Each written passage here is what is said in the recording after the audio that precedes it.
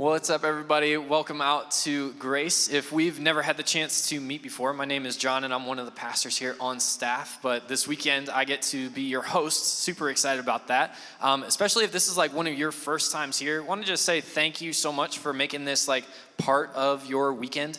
We are all about connecting, especially outside of just this room. We know this is a big room, and so we want to help you connect here at Grace, whether you've been here for years or if this is like your very first time pulling up. One of the best ways to do that is what we call the weekly. That's that QR code that is on the backs of your seats. That is just everything and anything that is up and coming that we want to make sure that you guys have at your fingertips. A couple of the things that are coming up here next Sunday at our Montrose location, which is kind of like 5 minutes down the road, we're going to be having Discovery, which is basically like Grace 101. It's like the introduction to Grace, who we are, why we do what we do, how we do that, and it is an amazing time to jump in. So if you haven't been to that ever or haven't been to it in a while, that's an amazing time. You can sign up through that link or just show up. They'll take you as you are. So we'd love to have you jump into that. Another thing that is coming up here on November 16th, this is a save the date. November 16th, we're going to be doing communion as a church family. So if you consider Grace to be your home, we would love for you to take part in that. Invite your friends and family into that space. If you're investigating who Jesus is and just kind of like want to jump in and observe that, we would love for you to be part of that as well. So just want to put those out to you guys. There's a bunch of other things out there like groups and classes and all sorts of ways to connect, prayer requests and all the rest that we would love to have you guys jump into, self-navigate. And if you guys need any help with that, I'll actually be hanging out in the lobby after service, and would love to connect with you, man. So but the other thing that we wanted to let you guys know is we're actually kicking into a new gear. It is November, and it is the best weekend in November because tomorrow we get to sleep in, everybody. It is, yes, I heard those claps. It's going to be amazing. We're super excited for that. But no, this is just a fun time of year in general. Pastor Jeff is actually out visiting some of our affiliate churches and campuses, and he's actually like filmed a little like selfie video here this morning with Corbin Hogue out in Greenville, South Carolina. Wanted to give us a little update on the movement of Grace. So let's go ahead and check that out together.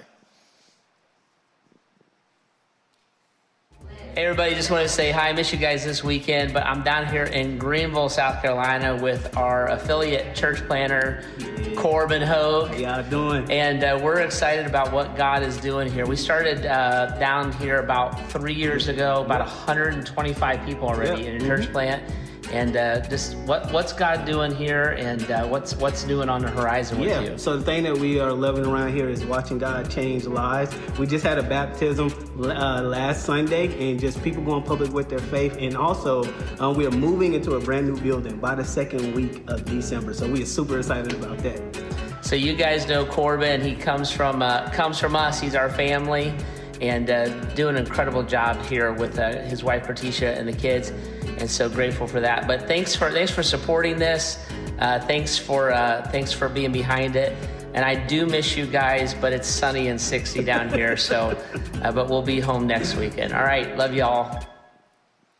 Yeah, that's awesome. We love getting to celebrate what God is doing through the movement of Grace and like the greater Grace family. So it's fun to just kind of get to highlight some of that. And like I said, this is just a fun time of year. Christmas music is officially like a go. Like you guys can start listening to it. I see a couple head nods there. You guys might want to avoid Hobby Lobby, just like PSA. But no, we love this time of year. We love getting to celebrate what God's doing all throughout here, including this weekend. So this weekend, we're actually jumping into a new series of conversations that Pastor Josiah is going to kick off here.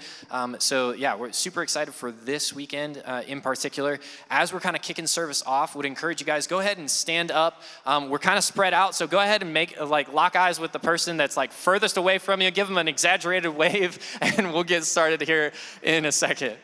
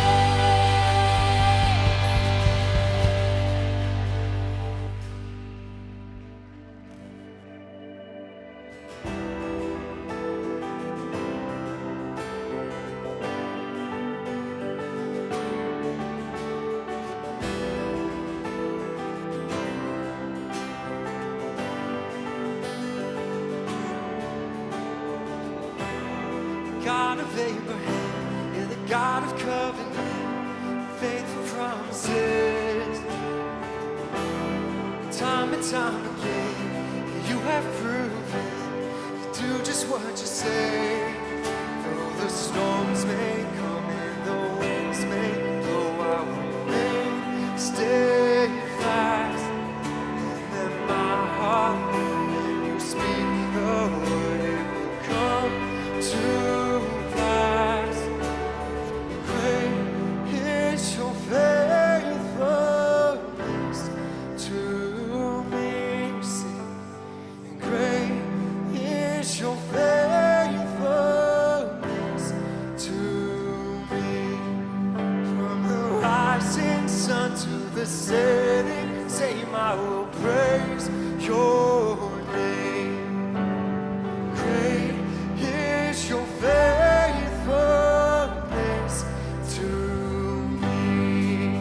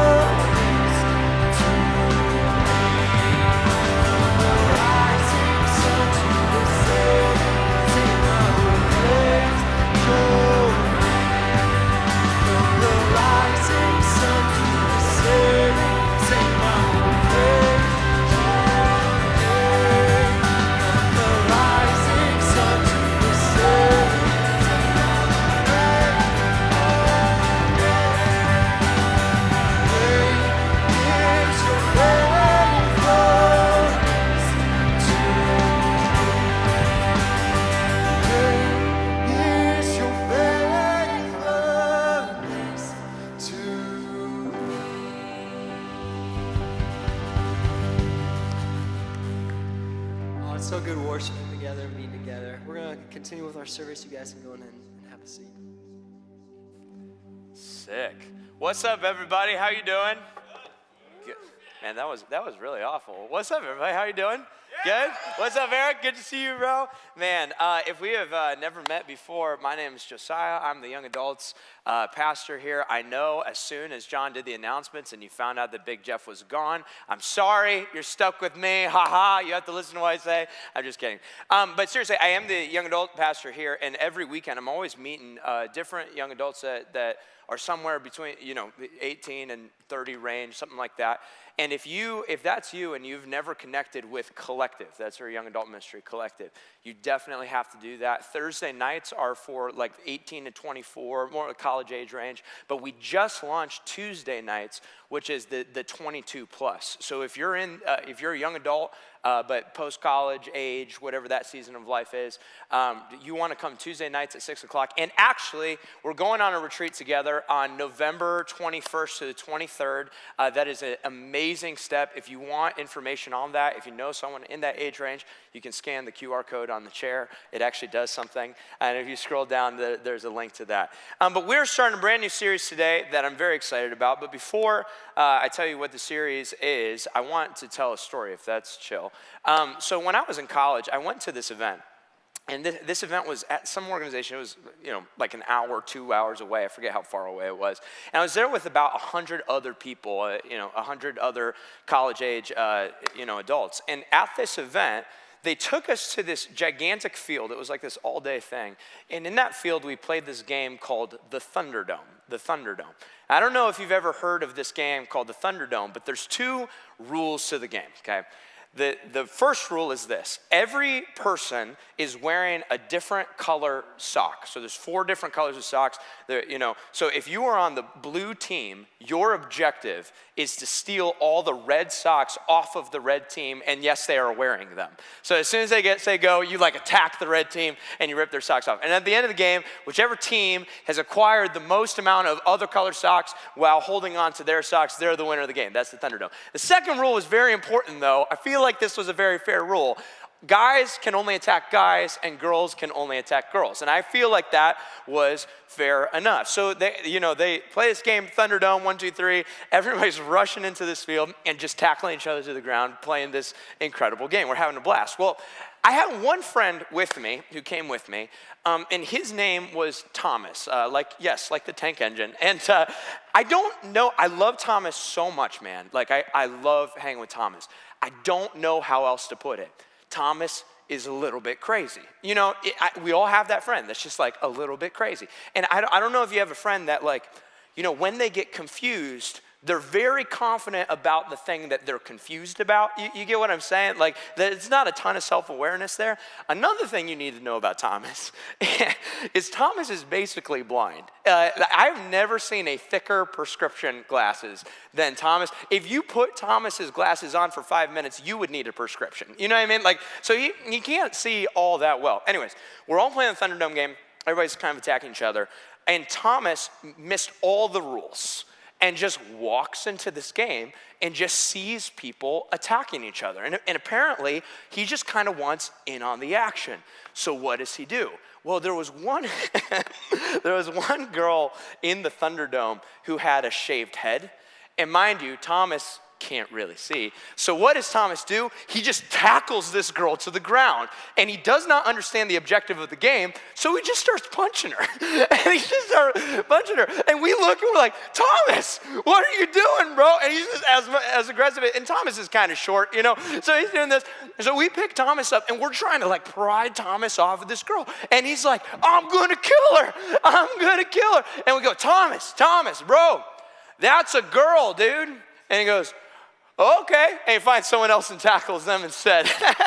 Now, here's the reason I tell you that story. When you don't understand the battle that you're in, you're not going to know how to fight it.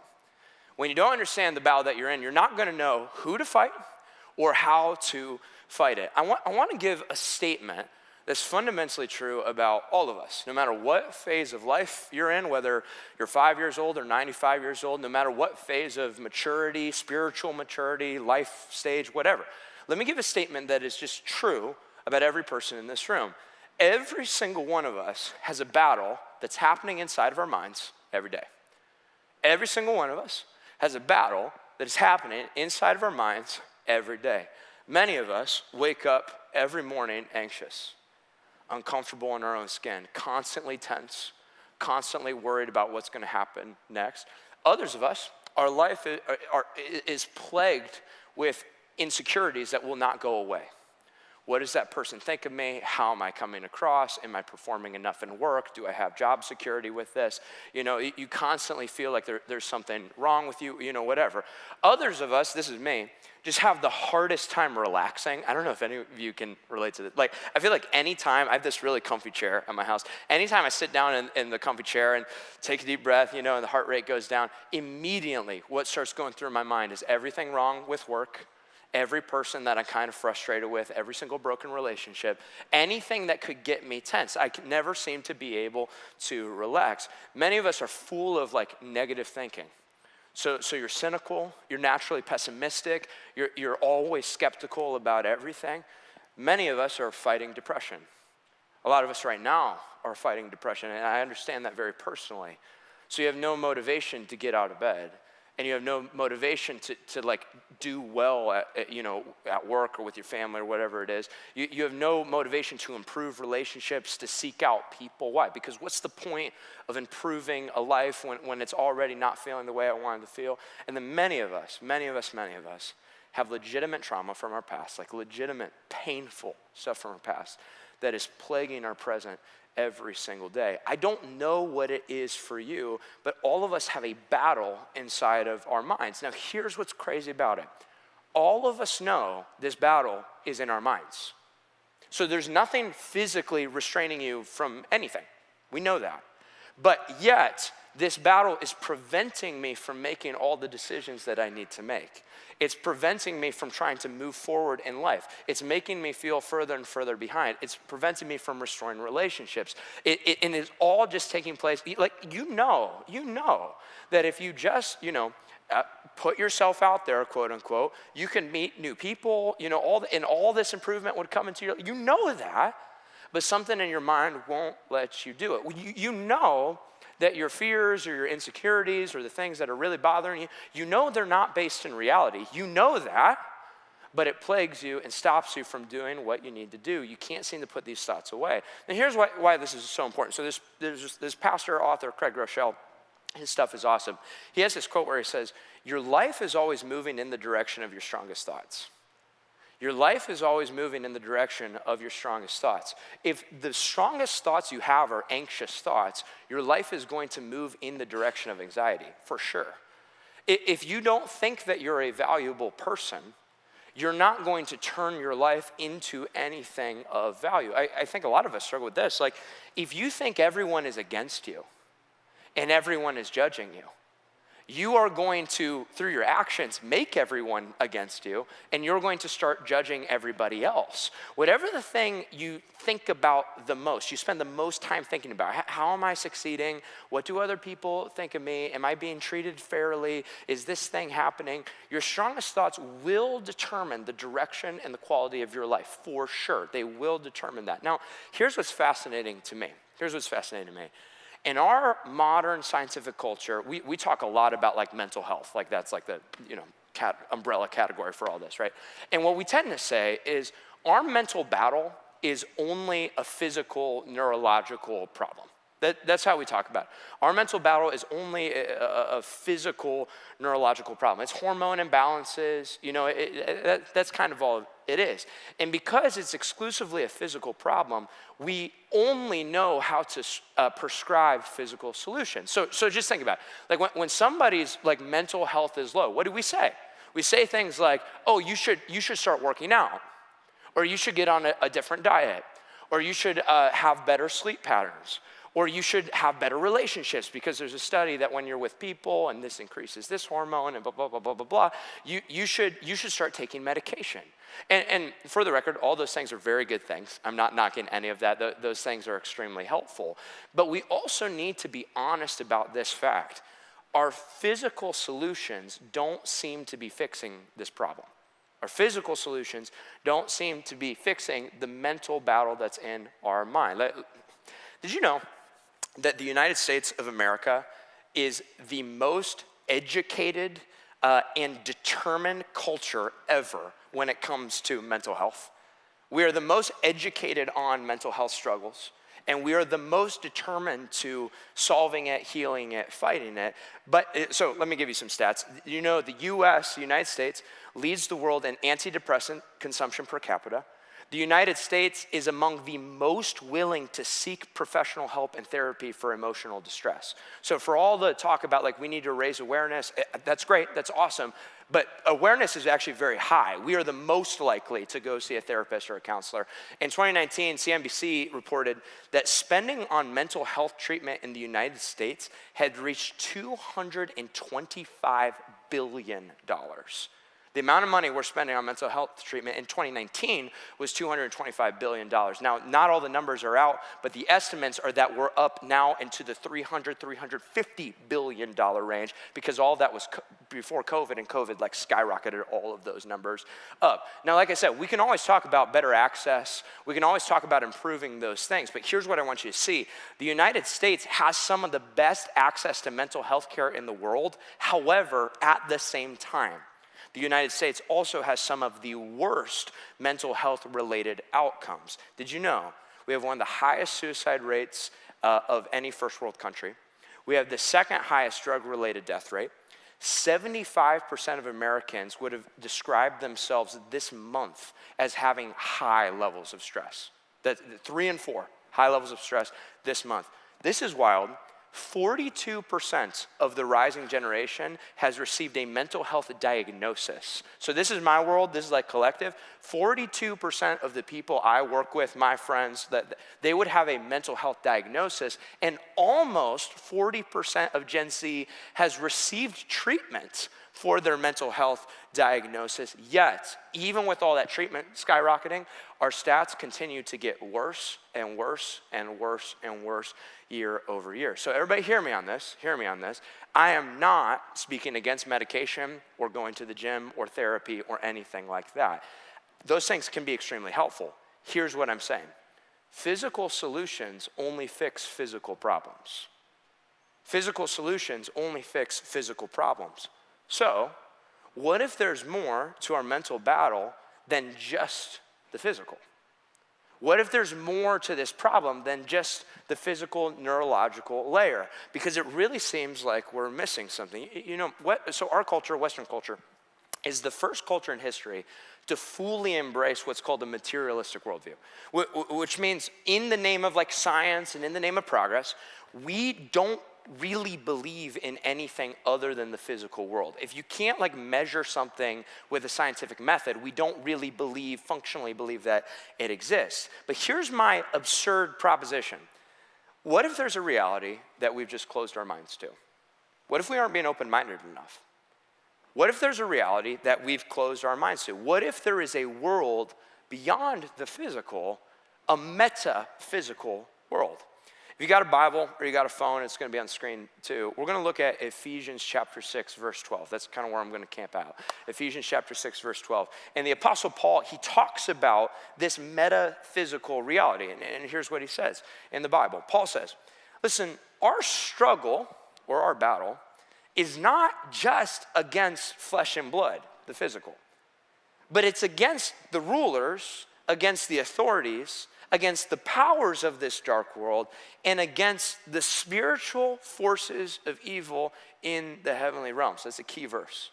Against the spiritual forces of evil in the heavenly realms. Here's what Paul is saying. This is what he's getting at. There is a spiritual world that's fighting for your mind. There is a spiritual world that's fighting for your mind. Now, here's what I mean by spiritual, because I know sometimes people, when they throw out the word spiritual, they're like, ooh, you know, it's kind of like new agey and like that one professor in Harry Potter. Anyways, here's what I mean by spiritual. All I mean by spiritual is that which is beyond the physical, like a metaphysical layer to reality.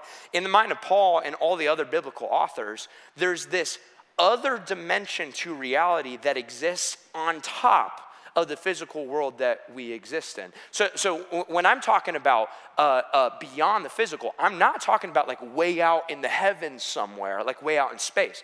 I'm talking about right here, a layered reality on top of what we're experiencing. It's happening all around us. We just can't see it. We can't measure it. We cannot detect it. Now, let me clarify something. I am very pro-science. So I'm not knocking anything scientific method. I don't think religion and science are at odds at all. I find that they inform each other. But I do think a lot of modern Americans have come to believe that if something can't be detected via the scientific method, therefore it doesn't exist. Which is kind of an absurd proposition because that claim, ironically, is an anti-scientific claim. Paul is saying something different. He's talking about a spiritual world that by definition cannot be detected by the scientific method because the scientific method can only detect physical realities. It would be like trying to find plastic with a metal detector. He's like, by definition, talking about something outside of that. Now, this is all, I understand, this is all hard for us to get our heads wrapped around, and it's all hard for us to functionally believe in. Because everything that we like value and everything that we experience is like, a physical thing that we can, it's tangible, you can measure it, you can sense it in some kind of a way. Except, there is one thing. There is one thing that all of us know is real, that all of us interact with every day, that none of us have any doubts about its existence, whether it exists. None of us have any doubts. However, it is a non-physical thing. It cannot be measured. It cannot be detected. I'll give you a hint. You're interacting with this thing right now. Does anybody know what I'm talking about? Thoughts. Ideas. We all know that ideas are fundamentally real, but they're not physical. We all interact with ideas probably more than anything else, but they are undetectable. So wouldn't it make sense that the overlap between the physical world and the spiritual world would largely take place in our minds, where ideas exist? And if our lives are always moving in the direction of our strongest thoughts, wouldn't it make sense that your mind would be the primary battleground for the spiritual world? And the authors of the Bible have actually been saying this for a very long time.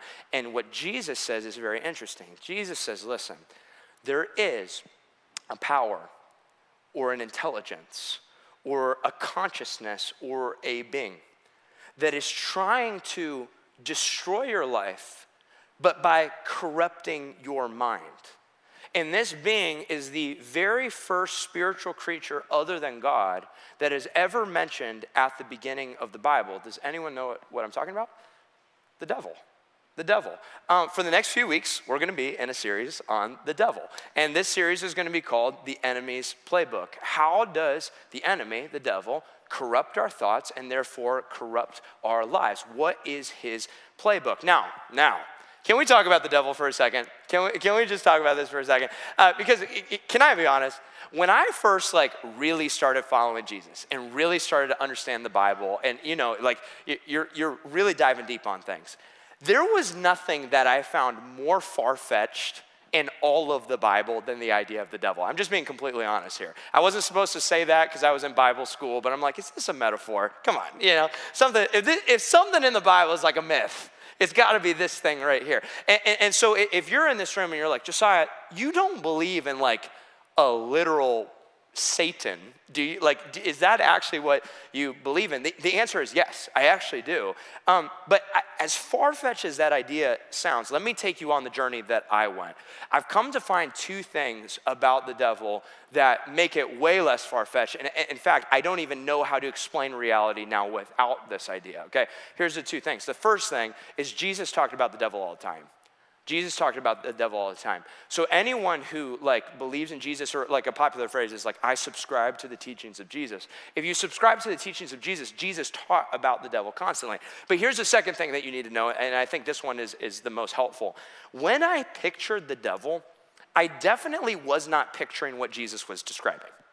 When I picture the devil, I don't think I was picturing what Jesus was describing. We tend to imagine the devil like this. Do you have some photos? Okay, there you go. So, there's Will Ferrell from SNL, you know what I mean? And there's South Park, and there's Crunk, and so when we picture a devil, like he's got a pitchfork, and he's got like pointy ears, and he'll jump out and bite you like Pennywise the Clown. Or like his big goal, like in The Exorcist or whatever, like he'll possess you and make you run around like the walls and the ceiling, like that's his big thing. And he lives in Bowser's castle surrounded by lava. And I don't know if you guys knew this, it was actually his birthday this weekend. That's why those kids kept knocking on your house, is because it was Satan's birthday, you know what I mean? Like that's how we tend to picture the devil. And if this is what's in your mind when you think of him, of course, you're going to discount this idea very quickly.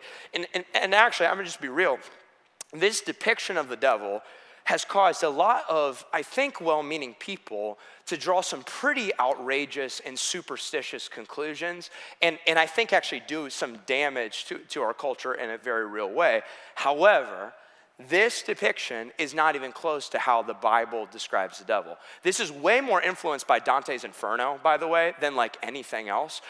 So I want to look at what the Bible itself actually says about the devil. The best definition I've ever heard of the devil is from this pastor named John Mark Comer. He wrote a phenomenal book called Live No Lies by John Mark Comer. This was the most helpful thing when I was exploring this topic. I would definitely recommend it.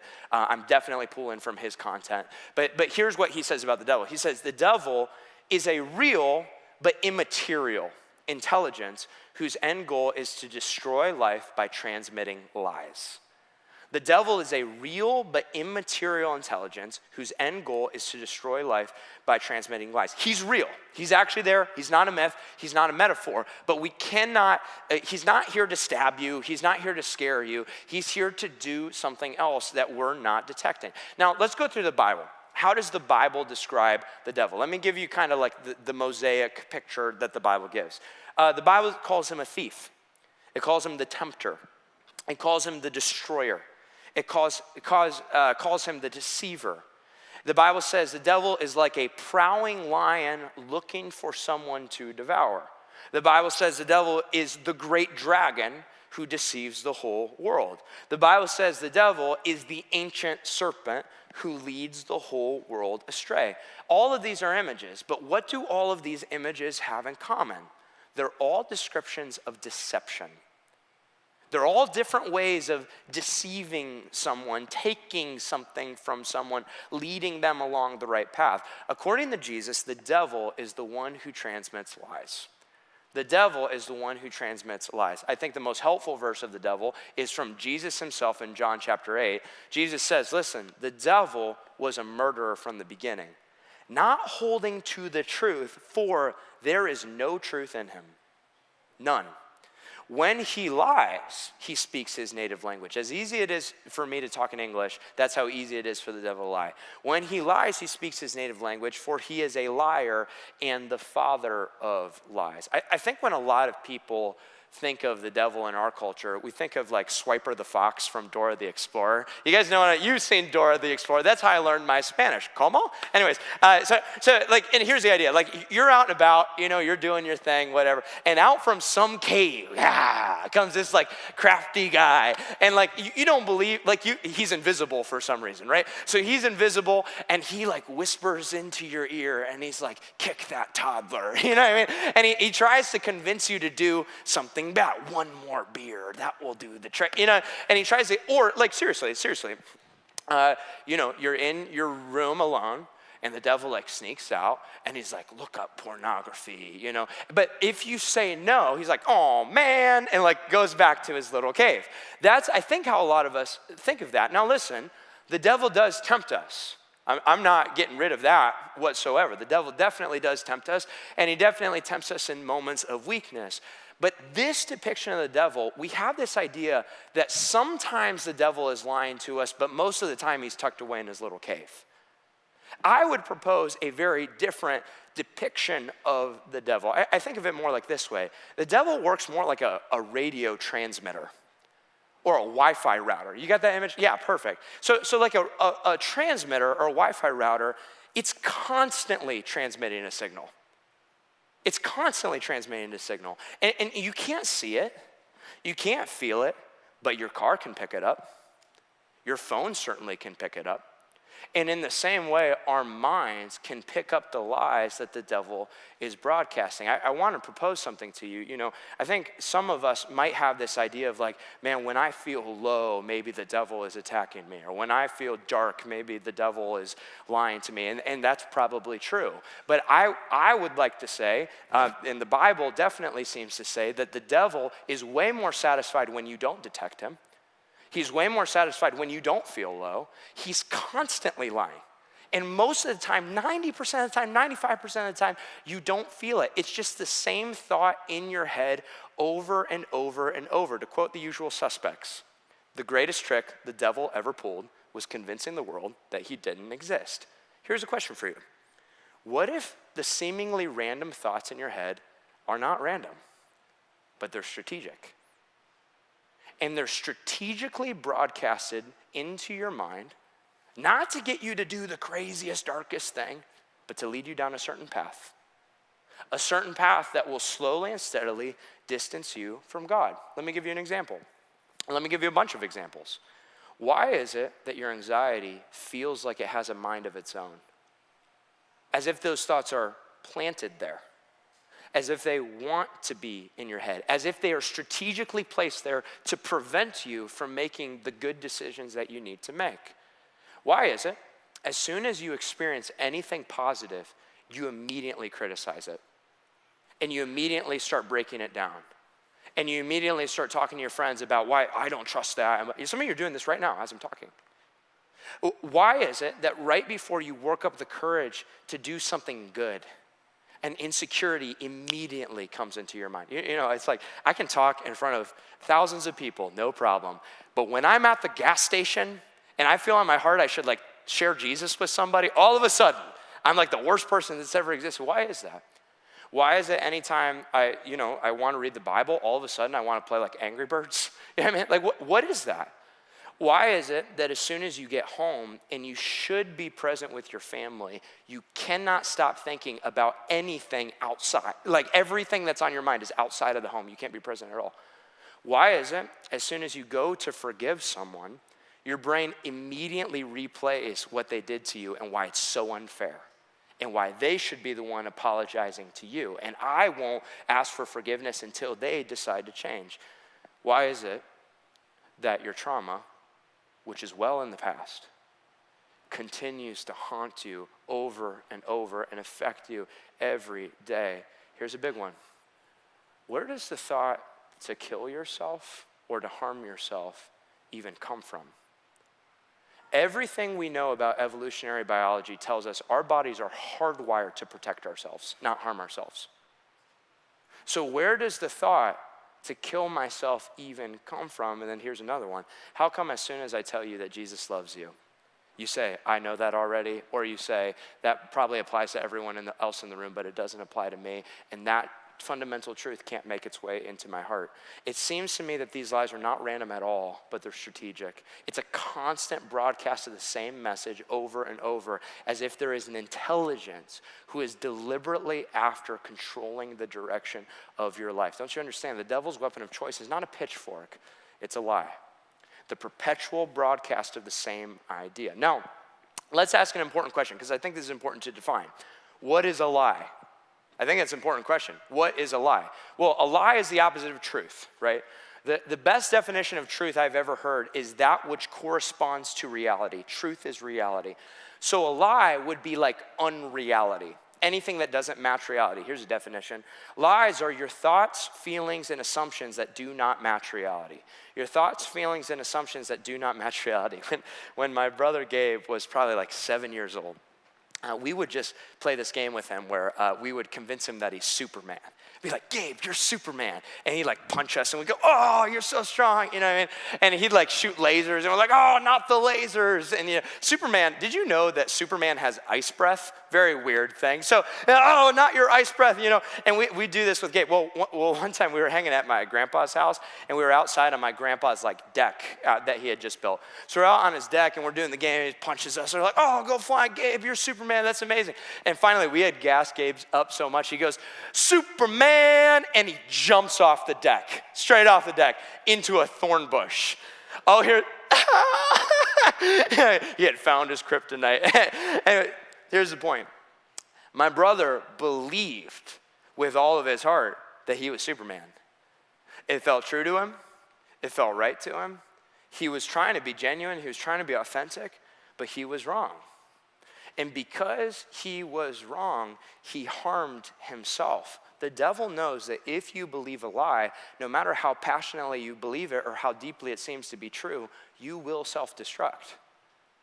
If I believe a lie, even an innocent lie that doesn't feel bad, I will self-destruct. This is why M. Scott Peck, he's a famous psychiatrist, and he's the author of The Road Less Traveled, if you've ever read that book. M. Scott Peck, he defines mental health as an ongoing process of dedication to reality at all costs. The more I live in reality, the healthier I am, the happier I am. But the more I detach from reality, the more my life will slowly deteriorate. The devil doesn't have to destroy you. He just needs to convince you that something that's not true is true. Listen, what is insecurity at its core? It's a lie. What is looking at pornography at its core? It's a lie. What is racism? What is prejudice? It is a lie. What is cheating? The stats say that 1 in 5 married couples will cheat on each other at some point. What is cheating? Well, maybe I would be happier if, maybe that person seems to understand me a lot better. It's a lie. But also, anxiety is a lie. Overworking is a lie. This is one I fall into all the time. I don't think God's going to take care of me. I don't think God's going to come through. So I take my life into my own hands. I clock in 80 hours at work, and other parts of my life that God is asking me to also do start slowly falling apart. Why does it feel like this conversation doesn't apply to you? The devil's trying to get you to not understand what God is trying to say. And why does it feel like God doesn't like you? Don't you get it? Every bit of evil, every bit of sin, from the big to the small, it all starts with a lie. But let me take it a step further. Can I take it a step further? Find me any area of your life that you are unhappy with, and I will show you a lie that you believe to be true. Find me any area of your life that you're unhappy with, that's unhealthy, that's falling apart, and I will show you a lie that you believe to be true. Now, I know that this is a very discouraging conversation to a lot of us, and can be an overwhelming conversation to think about, to even download, because here's the question. What if I've based years and years of my life into lies that do not match reality? I'm 10 years into building my life upon this thing. I'm 20 years into building my life on this thing. That's why, if you're a young adult and you ask any older adult in the room what they should do with their life, 90% chance they'll tell you to do what they did with their life because they can't admit that they made a mistake. What if I'm dedicated, locked in, and now I'm decades later into believing something that isn't true? A couple years ago, my wife Sarah and I went to a pumpkin patch. I know, we're super special. In the fall, we went to a pumpkin patch. It's really unique of us. Anyways, we went to a pumpkin patch, and they had this corn maze that was clearly designed for children, clearly. They have the little corn boy with the smiley face on the sign in the front, and the pumpkin girl, and they're holding hands and they're friends. It's like for kids. And we looked at it and we're like, what the heck? No one's here. Let's go through this corn maze. It should take 5 minutes. It's for kids. Let's go through this thing. So we enter into this maze. And it turned out that this maze was way bigger than we expected it to be, way bigger. So we start walking, and we take a turn, and we're walking more, and we take a turn, and we're walking more, and we take a turn, and then all of a sudden, 20 minutes goes by. And I don't know where the entrance is anymore. We're not even close to the exit. The corn boy and the pumpkin girl are long gone. And I'm like, where are we? What the heck is this? I didn't know this thing went that deep, and we're still in the middle of the maze. We had walked for 20 minutes, and we realized that we had just gone in a circle for 15 of those minutes. So finally, this family passes by, and I asked the dad, I'm like, hey, do you know your way out of here? And this dad just looked Tom Hanks in Castaway. You know, he's like, I've been here for 45 years. You know, like, have you ever looked into the eyes of a father and you can see, like, I'm more concerned than my children are right now, but I can't let them know that. You know, so I'm like, do you know the way out? And he's like, I have no idea. We've been here forever. My kids are starving. We just live here now. You know, so we're going through the maze. I'm like, I can't find the egg. Like, is this it? Is this the end? And all of a sudden, I remember the plot of the hit 80s movie, The Children of the Corn. And I'm like, I'm pretty sure this is exactly how that started, like exactly how this went. So I just looked at Sarah, I'm like, hey, Sarah, if you just see a bunch of like demon-possessed third graders, you should probably just sacrifice yourself. You know, I have a long life ahead of me.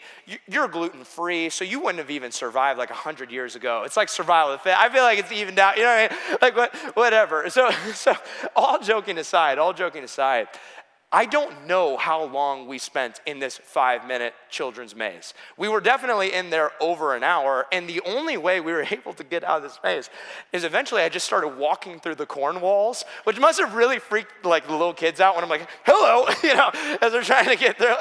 Anyways, we get out, and it's fine. We're laughing about it. It's a good story, whatever. But after we got out, I remember Sarah looked at me, and she's like, what if we were little kids? Like, what if 7-year-old Josiah, who this maze is clearly designed for, walked into this thing completely by myself? I would have gotten lost. I would have been terrified. And I know for sure I would have like stopped in the middle and at some point just broken down and cried because I can't find my way back home. Can I be real? Can I just be real? No matter your age, no matter your phase of life, all of us have felt that way. No matter what's going on, we've all had this feeling that there was a right path to go down life, and I didn't take it. And I took bad turn after bad turn after bad turn, and now I don't know what to do, and I am living in the ramifications of my wrong turns. That's all of us.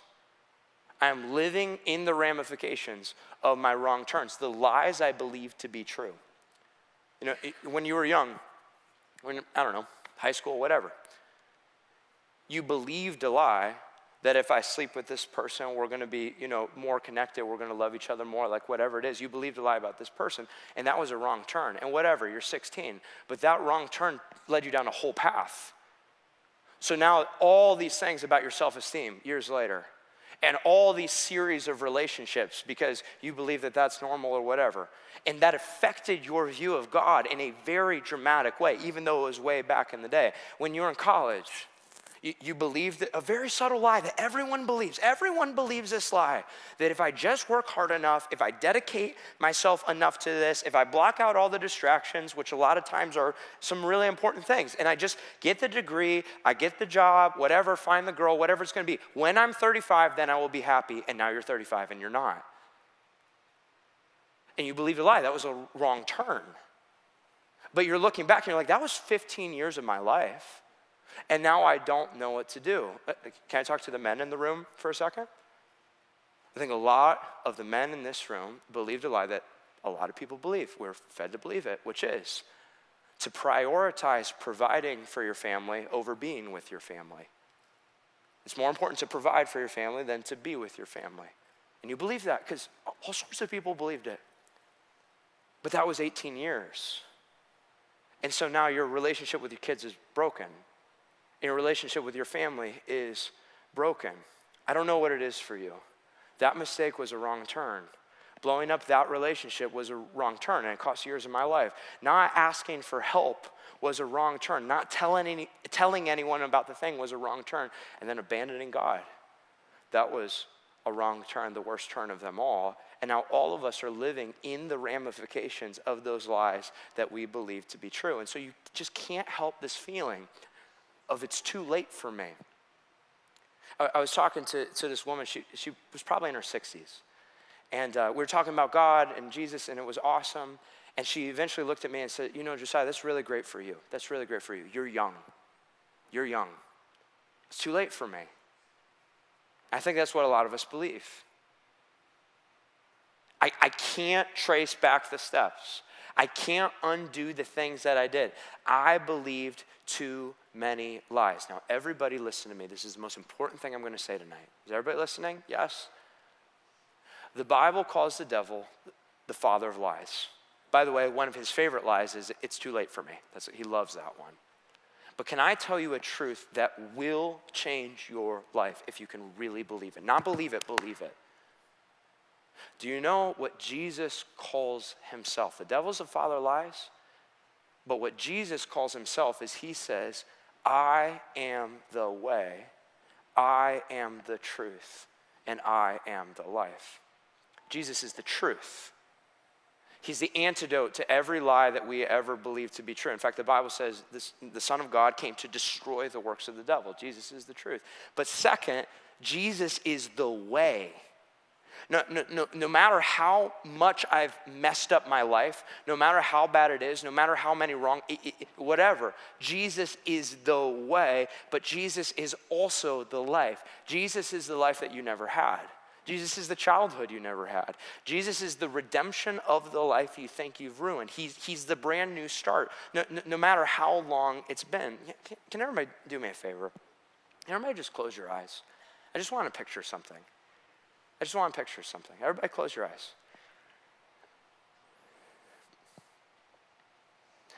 Here's what I want you to picture. I want us to go back into the moment in your life when you started heading down the wrong path.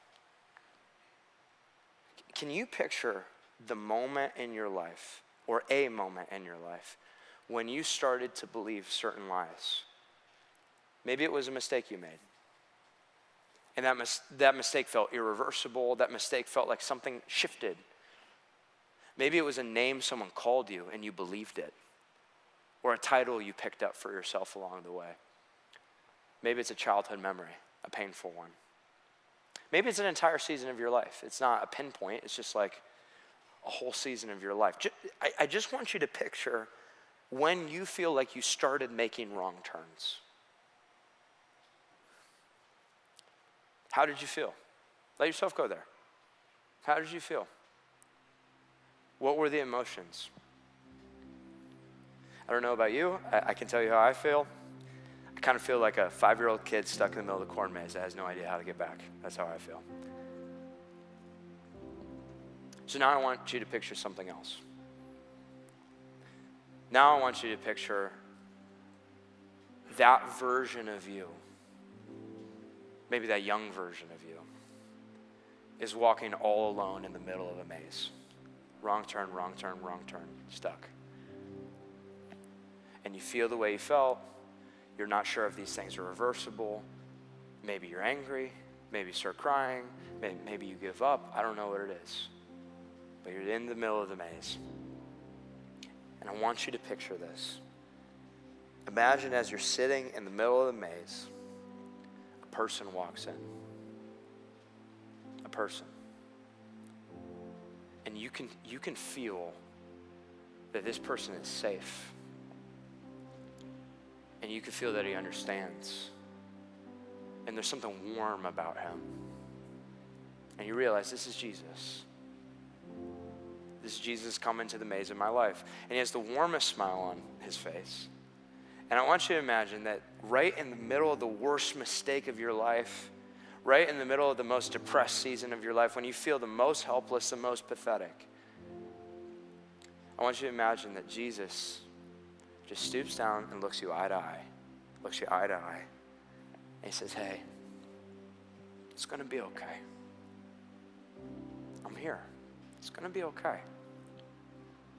And you launch into your story. This is what I do. You launch into your story like, Jesus, I've ruined everything. Here's all the mistakes I've made. Here's all the people I've hurt. I've wasted decades of my life. I don't know the way back home. But then Jesus he stops you and he looks at you with the deepest kind of compassion. He says, no. I am the way. I am the truth. I am the life. I don't tell you the way. I am the way. I don't give you the truth. I am the truth, which means you don't need to know your way out. You just need to know me. You don't need to know your way out. You just need to know me. You can open your eyes. Everybody open your eyes. I remember being a kid. When I was a kid and we'd walk into like a city, like Cleveland or whatever, I'd get super overwhelmed with everything going on. There's traffic lights, there's people walking by, there's all these stores, I'm like, everything I was ever taught was like stranger danger. So I'm like, there's so many more vans here than I was expecting, you know what I mean? Like, so you're just overwhelmed. And I remember being a kid, and I remember my dad looking at me and saying, Josiah, I just want you to hold my hand.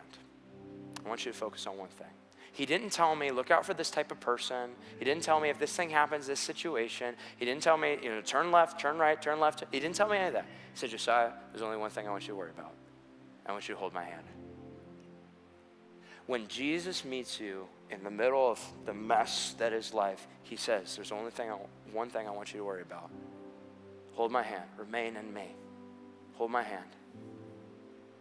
And I will guide you out of whatever you think is hopeless, whatever you think has tangled you up. Listen, you don't need to know the way out. You just need to know Jesus. You don't need to know the way out. You just need to know Jesus. You are not too far gone. You don't have a story or a situation that can't be redeemed. You might have destroyed your life, but on the cross, Jesus was destroyed to give you his life instead. So there's only one thing you need to focus on. Take his hand. Hear his voice. When he goes left, go left. When he goes right, go right. And he will untangle you from whatever's going on. So here's how I want to end. I just want to pray. I just want to close in prayer. And there's two groups of people I would love to pray for. So as we pray, go ahead and bow your heads, close your eyes, and just listen to my voice. Everybody hearing me? Nod your head if you can hear me. Okay. Here's the first group I would love to pray for. Pray with. If you are in this room and you do not have a relationship with Jesus, you've been living life away from him. You've been living life on your own. And you want to take Jesus' hand for the first time. You want to follow Jesus for the first time, have a relationship with him. I just want to pray some words for you to accept Jesus. And here's how I'm going to do it. I'm going to say a phrase, and then all I want you to do is repeat that phrase just under your breath or in your heart. Jesus doesn't care about the magic words, so you can make these words however you want. He just cares about the posture of your heart. But I want to lead you in a prayer that is inviting Jesus into your life, and he will come into your life every time. You just have to ask. So here's the prayer. I'm going to say a phrase, you repeat under your breath. Jesus, come into my life. I'm done with my own way. I give you my entire life. You died on the cross so I could be close to you. No matter what I feel, you love me. So I want to trust you. Will you teach me how to follow you? Will you rescue me from where I am? And will you forgive me for all my mistakes, past, present, and future? Amen. Here's the second group I want to pray for. And just keep your eyes closed. I know there's a lot of us in this room who are followers of Jesus. You've given your lives to Jesus, but lately, this season, the past couple years, I don't know, you've wandered away from God. You have taken lies and acted as if they are true and not let Jesus' truth take hold in your life. And Jesus has never given up on you. He's been chasing after you the whole time. But you need to decide to take his hand again. And so if that's you and you've been running from God in any kind of area of your life, I want to lead you through a similar prayer. Same thing. I say a phrase, you repeat it under your breath. Here we go. Jesus, I'm sorry. I've run away from you. But I know you died for my mistakes. I know that because I have you, I'm always forgiven. But Jesus, I want to follow you. So I give up my truth and I want yours instead. You are my Lord and I am your servant. Amen. Amen. All right, I'll pray for all of us, and the band's going to lead us into a time of worship, of remembering who Jesus is and the truths that he gives us to cling to. Jesus, I pray for myself. I pray for every single person in this room. God, we are struggling to believe. I'm struggling to believe. God, you know I struggle more than anybody. God, in this time, let this time be spiritual time where you're really speaking to our hearts. And God, I pray that there's not a single person in this room who walks out of here without knowing the depth of your love for us and your willingness to rescue us from the father of lies. That you laid down your life so that we could walk with you and live with you. God, let these truths sink into our hearts, and in your name, amen.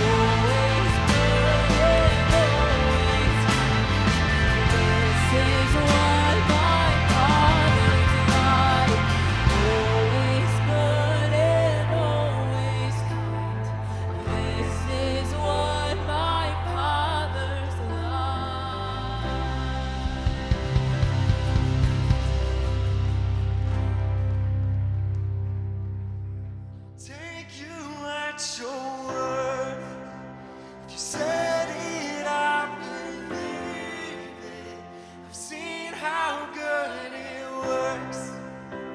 You started, you'll complete it. I take you at your word.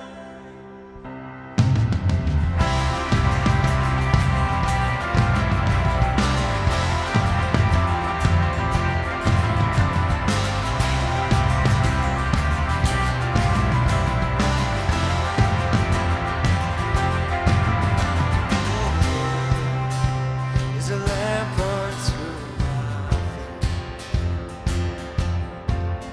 Your way is the only way forward. It's a narrow road that leads to life, and I wanna be on. It's a narrow road, but the mercy's wide, 'cause you're good and you promised. Take you at your word. You said it, I believe it. I've seen how good it works. You started, you'll complete it. Take you at your word.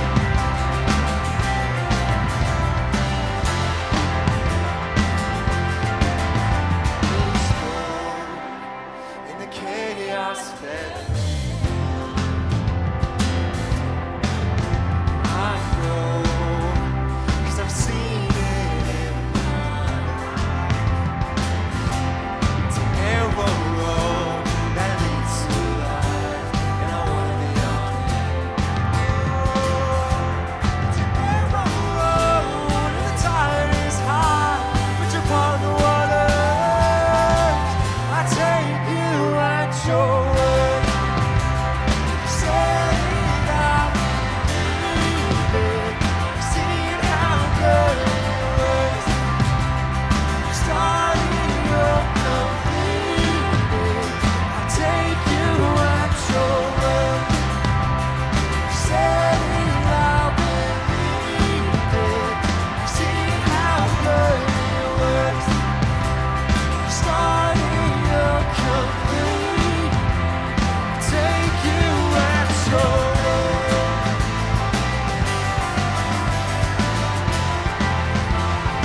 Take you at your word.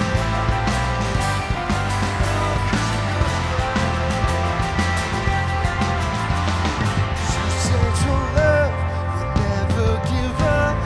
You said your grace is always enough. You said your heart would never forget or forsake me. You said I'm saved, you called me yours. You said my future's full of your love. You never fail, so I know that you'll never fail me. 'Cause you said your love would never give up. You said your grace is always enough. You said your heart never forget or forsake me. You said I'm saved, you called me yours. You said my future's full of your love.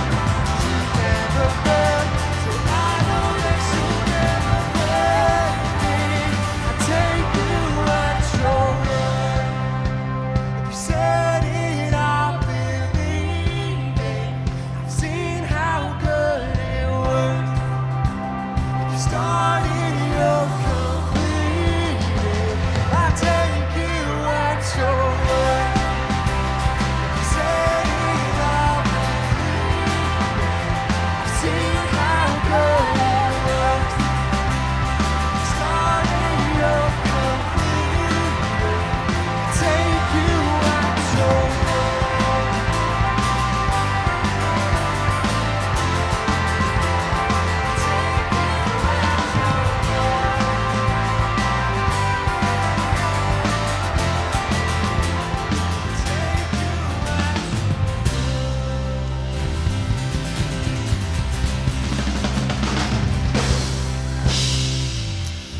love that, man. I love it. Guys, we said it from the very beginning, but we want to help connect you outside of this room. So if anything that was happening here tonight, whether it was Josiah's message or just the worship, you just need to talk, you need somebody to pray with, I'd encourage you, don't leave tonight without doing that. Send the text, talk to the people that you came with. If you want to talk with somebody and you don't have somebody, we have a team of leaders that are outside. I'll be outside too. You would make our night if we could connect with you, talk with you, pray with you, however we can come alongside you. But we want to do that. If this was your first time here, we want to give you that gift. So make sure to stop by that desk that's out by the front doors, get that. But just thank you so much for making this part of your weekend. We love you guys, and we will catch you soon here. Bye.